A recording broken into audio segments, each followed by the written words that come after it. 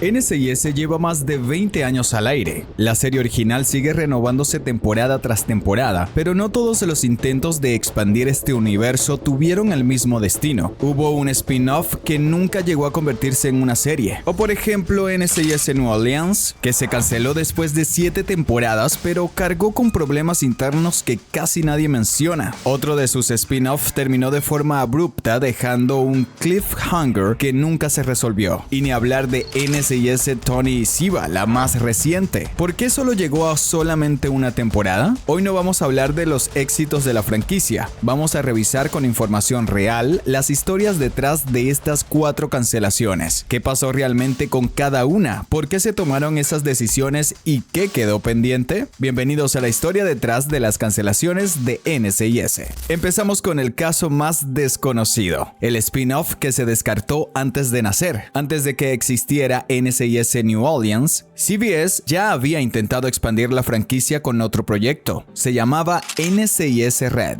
En marzo del 2013, durante la 4ª temporada de NCIS Los Ángeles, se emitieron 2 episodios especiales titulados Red y Red 2. No eran episodios normales, era un backdoor pilot, una prueba disfrazada de episodio regular para medir si el público aceptaba una nueva serie. El protagonista era John Corbett, conocido por películas y series como Sex and the City. Interpretaba al líder de un equipo distinto dentro de NCIS, un grupo más móvil, diseñado para moverse por el país según las amenazas, en lugar de quedarse fijo en una ciudad. La idea era clara: mientras NCIS operaba desde Washington y NCIS Los Ángeles desde California, Red buscaba un formato diferente, un equipo itinerante. CBS tenía la oportunidad de ordenar la serie completa después de esos 2 episodios, pero no lo hizo. Nunca se produjo una temporada, no hubo una renovación, no hubo anuncio formal de cancelación porque en realidad la serie nunca llegó a nacer. Los 2 episodios quedaron como una prueba fallida dentro de NCIS Los Ángeles y el proyecto se archivó. Pero ¿qué pasó detrás de esta decisión? Pues la audiencia y los críticos reaccionaron de forma muy fría. Sintieron que los personajes carecían del carisma de los equipos de Giff y Colin, y los comentarios en foros apuntaban a que los diálogos eran aburridos y predecibles. Entonces la presidenta de entretenimiento de CBS declaró que la prioridad número 1 de la cadena era proteger la marca. Al ver que el piloto no alcanzó los estándares de excelencia exigidos, prefirieron cancelar el proyecto antes de poner al aire un show que pudiera desgastar o diluir el prestigio del universo televisivo. Es el primer caso claro en el que la franquicia intentó crecer y se detuvo antes de empezar. Hoy casi nadie lo recuerda, pero fue el primer aviso de que no todos los intentos de expandir NCIS iban a funcionar. Cuando NCIS Nueva Orleans se estrenó en 2014, todo parecía funcionar. La serie debutó con buenos números y se mantuvo durante años como una de las producciones más estables de CBS, pero detrás de las cámaras la historia fue muy distinta. En enero del 2016, Brad Kern asumió como showrunner y productor ejecutivo. Durante su primer año, el Departamento de Recursos Humanos de CBS abrió 2 investigaciones internas en su contra. Los reportes documentaron un ambiente de trabajo hostil, comentarios de tono sexual hacia mujeres del equipo, burlas hacia una madre en periodo de lactancia y un sesgo racial en la sala de los guionistas. Varios profesionales del staff renunciaron. CBS no lo despidió de inmediato. Primero le impuso cursos de sensibilidad y después renovó su contrato. Solo en 2018, con la presión del movimiento Me Too y la tercera investigación externa, la cadena lo suspendió, lo degradó y finalmente rescindió su contrato por completo. Pero el daño ya estaba hecho. En 2016, al final de la 2ª temporada, Zoe McCallan, quien interpretaba a la agente Meredith Brody, salió de la serie. En la trama se justificó como una renuncia por motivos personales. Años después, el showrunner original, Jeffrey Lever, reveló que había recibido presión constante desde las altas esferas de CBS para sacarla. Según Lever, el entonces presidente de la cadena, Les Moonves, no la consideraba suficientemente atractiva. En 2018 salió Chalita Grant, la agente Sonja Percy. En la trama, su salida se presentó como un cierre natural de su ciclo en el equipo. Años más tarde, en una entrevista, Grant explicó que el departamento de estilismo no sabía tratar su cabello natural afro. Le provocaron una alopecia por tracción. Cuando se quejó, la producción la obligó a comprar pelucas con su propio dinero y la amenazó con etiquetarla como difícil de trabajar. Ella decidió renunciar.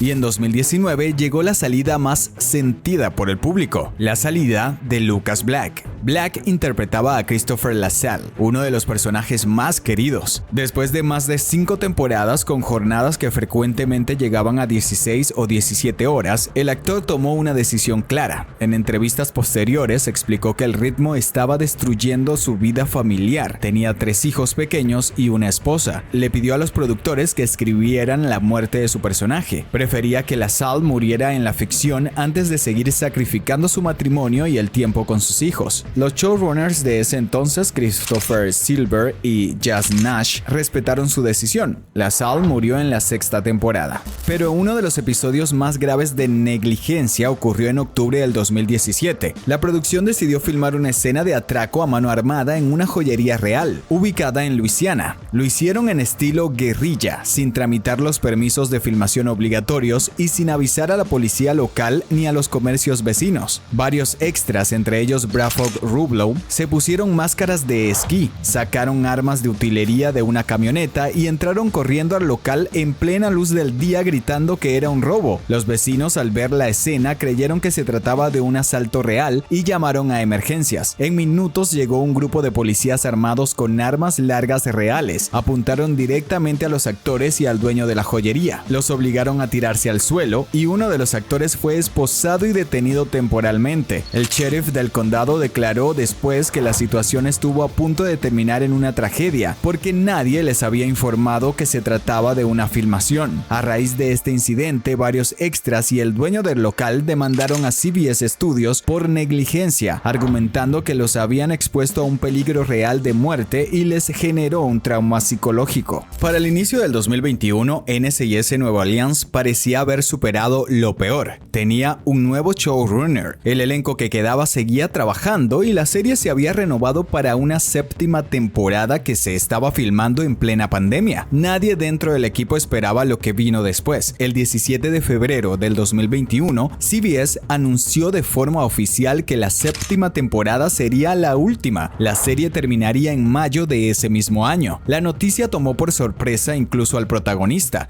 Scott Bakula, quien interpretaba al agente Dwayne Pride, quien además era productor ejecutivo. Se enteró al mismo tiempo que el público. En entrevistas posteriores admitió que no lo veía venir, especialmente porque estaban trabajando en medio de las restricciones de la pandemia y asumían que el show seguiría. Pero ¿cuál fue la razón exacta de la cancelación? CBS no habló de los problemas internos del pasado. La justificación pública se centró en 2 factores concretos: la caída de audiencia, ya que en la 7ª temporada los números bajaron de forma notable respecto a la 6ª, cerca de un 25% menos de espectadores según los reportes de la época. Además, los altos costos de producción. Filmar en locaciones reales de Nueva Orleans y Luisiana resultaban significativamente más caros que producir en estudios de Los Ángeles. Esos 2 elementos fueron los que la cadena puso sobre la mesa. Sin embargo, el contexto previo importaba. La serie llegaba a esa decisión después de haber perdido a varios miembros clave del elenco original, de haber atravesado investigaciones internas y de arrastrar una demanda colectiva por el incidente de filmación sin permisos. En la práctica, NCIS Nueva Orleans ya no era el activo estable. El 23 de mayo del 2021 se emitió su final. Fue la primera serie de la franquicia NCIS que llegó a un cierre completo. Después de 7 temporadas, la producción, que había empezado con buenos números y una imagen impecable, terminó de forma repentina.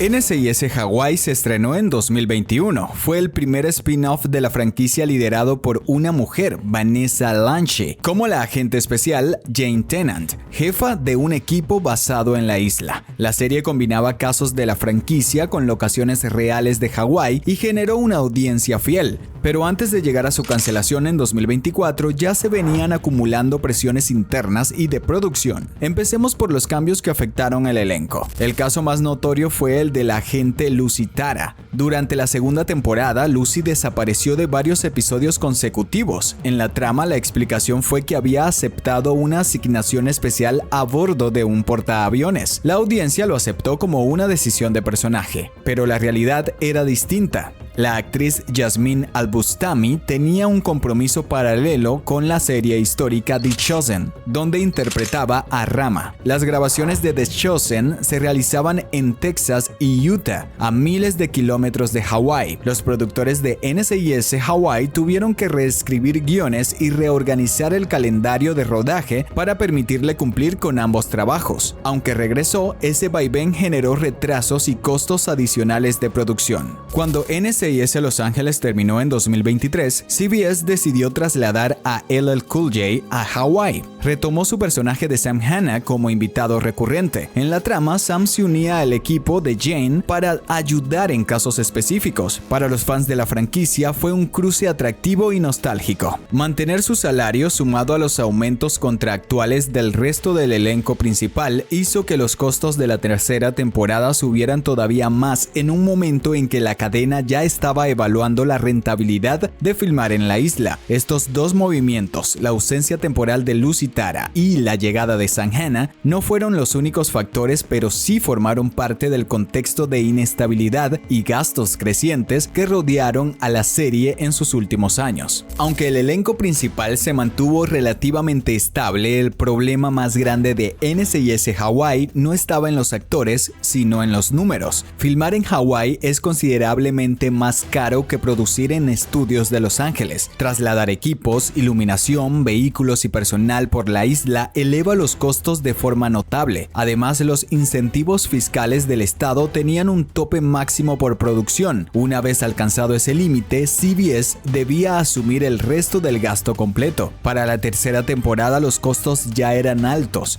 Los productores, conscientes de la situación, ofrecieron a la cadena un recorte importante de presupuesto y una reducción en el número de episodios para una posible cuarta temporada. CBS consideró que no era suficiente. En abril del 2024, solo unos días después de que la franquicia celebrara el episodio número 1000 de NCIS, la cadena anunció la cancelación. La noticia tomó por sorpresa al elenco y al equipo. Vanessa Lanchi, protagonista y primera mujer en liderar el equipo de la franquicia, se enteró prácticamente al mismo tiempo que el público. En redes sociales escribió que se sentía destrozada, confundida y tomada por sorpresa. El golpe fue todavía más duro por cómo se terminó la serie. El final de la tercera temporada se filmó con un cliffhanger, una escena de alto suspenso que dejaba varios hilos abiertos y sugería claramente una continuación. El equipo lo grabó convencido de que regresarían. Cuando llegó la cancelación, ese final se convirtió en el cierre definitivo de la serie.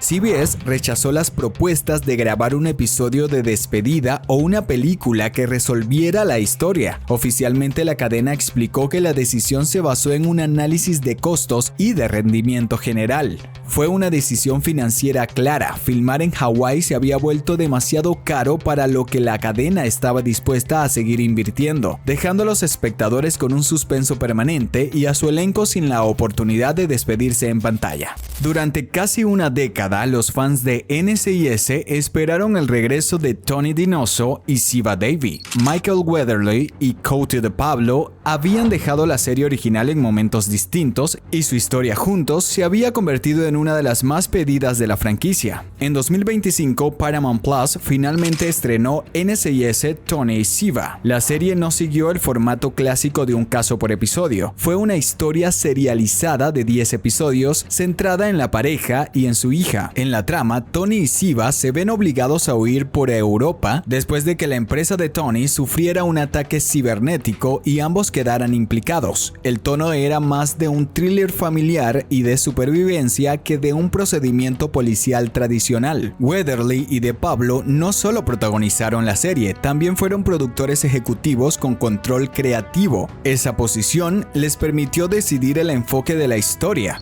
y además lanzaron un podcast complementario de la serie. En cuanto a las locaciones, el tráiler vendía persecuciones por París, Italia y Suiza. En la práctica, la mayor parte de la producción se filmó en Budapest, Hungría. Los equipos de arte transformaron edificios y calles húngaras para que parecieran escenarios europeos. Solo se enviaron equipos reducidos a algunas ciudades reales para tomas específicas. La serie se estrenó en septiembre del 2025. En diciembre de ese mismo año, Paramount Plus anunció que no habría una segunda temporada. Las razones fueron claras y económicas. Mantener a 2 estrellas de ese nivel, sumado a los costos de una producción con ambientación internacional, aunque filmada principalmente en Budapest, resultó elevado para una plataforma de streaming. Además, al ser exclusiva de Paramount Plus y no emitirse en televisión abierta como CBS, su alcance fue más limitado que los spin-off anteriores. La recepción fue mixta. Una parte valoró el reencuentro y el enfoque a la familia, y otra extrañó el formato clásico de NCIS. Después de una sola temporada, la historia de Tony Siva se detuvo sin una segunda parte que resolviera todos los hilos abiertos. ¿Crees que debieron hacer una segunda temporada para esta serie? Te leo en los comentarios. La franquicia NCIS sigue siendo una de las más longevas de la televisión, pero estos 4 ejemplos demuestran que ni el reconocimiento de marca ni el cariño de los fans garantizan que un spin-off sobreviva. Si este video te resultó interesante, suscríbete al canal, que es completamente gratis, y activa la campanita para no perderte los próximos videos.